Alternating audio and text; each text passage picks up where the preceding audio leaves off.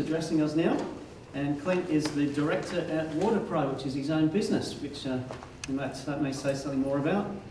Clint likes long walks on beach and cliche analogies, whatever that is. So Clint's going to talk to us about this interesting topic, difficult conversations. Let's welcome Clint. Thank you. Who here has ever been audited by the Australian Taxation Office? No? Cool. You'll like this then. Who here works for the Australian Taxation Office? No? That's good. In 2008, I formed a company called WaterPro, which is an irrigation business with the main focus of supplying irrigation equipment and water transfer equipment, pumps, rainwater tanks to the trade market traditionally. My business partner at the time, Michael, and I decided to go our separate ways in 2010, which brings me to the topic of difficult conversations. We had a difference of opinion on a lot of things, but we found that our values weren't in line, and I raised the difficult conversation of maybe it's time for us to dissolve our partnership. That happened. It wasn't the easiest experience, but it happened. Which brings me to the briefcase. Most of you are probably wondering what's in the briefcase. You know, young hotshot like myself carrying a David's briefcase? No. In 2010, just after I dissolved the partnership, I had a letter from the Australian Taxation Office notifying me that they were interested in doing an audit on not one but two of the companies that I own. And I went, okay, cool, this is good, and reached out to Michael, my former business partner, and said, okay, the ATO are interested in auditing us, and when's a good time for you to come and sit down and answer some questions? And Michael then said, look, not really my problem, mate. You've got the business now. I'm sure you're big enough to handle it yourself. So I proceeded to have yet another difficult conversation. Sat down with John from the ATO. I won't use his last name in case this video ever goes on the internet. John was everything you would expect in an ATO auditor. This is as close as I could get to his briefcase. His briefcase was grey. I'd say his mum bought it for him when he finished uni. He rolled in, sat down, dressed very similar to me, but 40 years ago. Thick glasses. I proceeded to offer him a glass of water. No. Coffee? No. Anything? No. I can't take anything from you, and I'm going, okay. This is going to be a very long day. Anyway, we sat down. I put my hand up and said, look, I wasn't responsible for the activities that got you here, but I'm willing to take responsibility for, I guess, the next steps.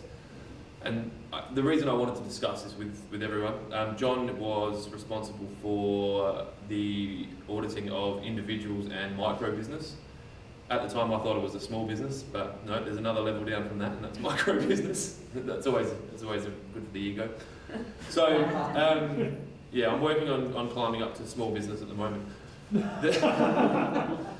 I guess the net result was I got a very large fine, and I had to pay back all the money that the ATO should have been paid in 2008, 9, 10 and 11.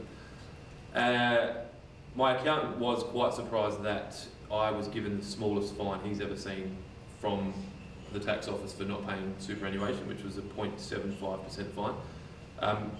You may not know the maximum penalty is 200%, so they could have charged me the super that I owed plus 200% of the super that I owed, and I had every obligation to pay that immediately if they asked for it, and they could have garnished my bank accounts and just taken it if I wasn't to do so.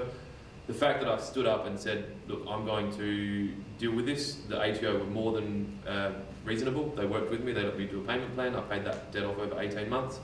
And I think the ATO get a lot of bad press, and I'm not paid by them today to have this conversation, but if you do stand up and take responsibility for your actions, regardless if they weren't actions that you were directly responsible for, and work hand in hand with the ATO are quite reasonable, and I guess as much as it cost me, the experience was quite enjoyable. And I know that sounds really weird, but a lot of people spend thousands, tens, hundreds of thousands of dollars going to university to learn about business management.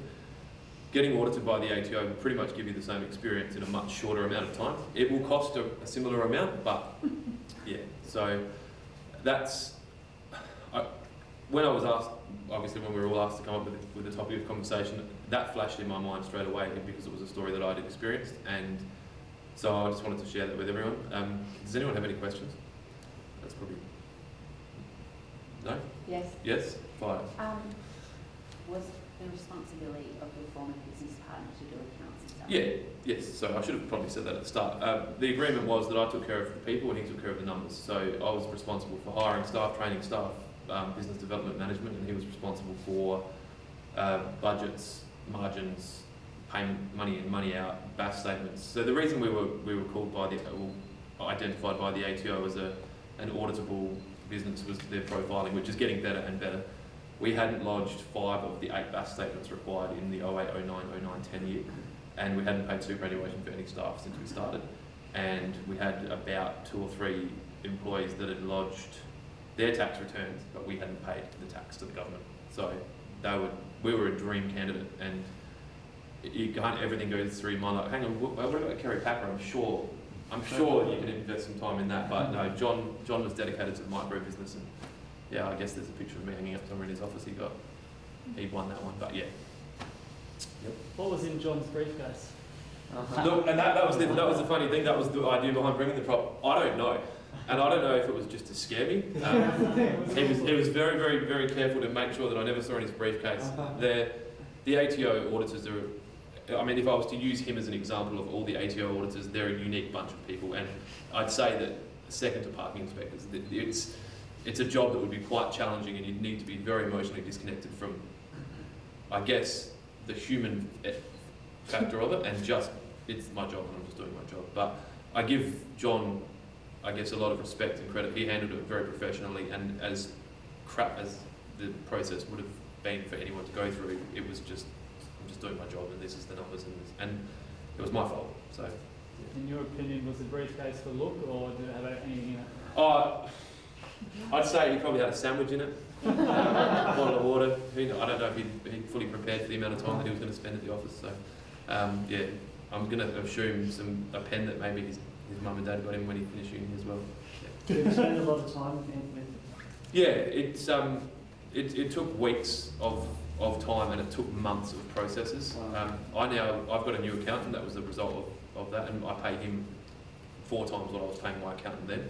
And I'm in the first year of my new accountant, he's got me money back from that actual audit. I got refunds on the audit for penalties in the tune of 3 times his yearly fee. So I've got an accountant paid for 3 years from his first month. So I guess that was another thing I learned, is you get what you pay for when it comes to your legal and accounting advice. I am getting paid for that one.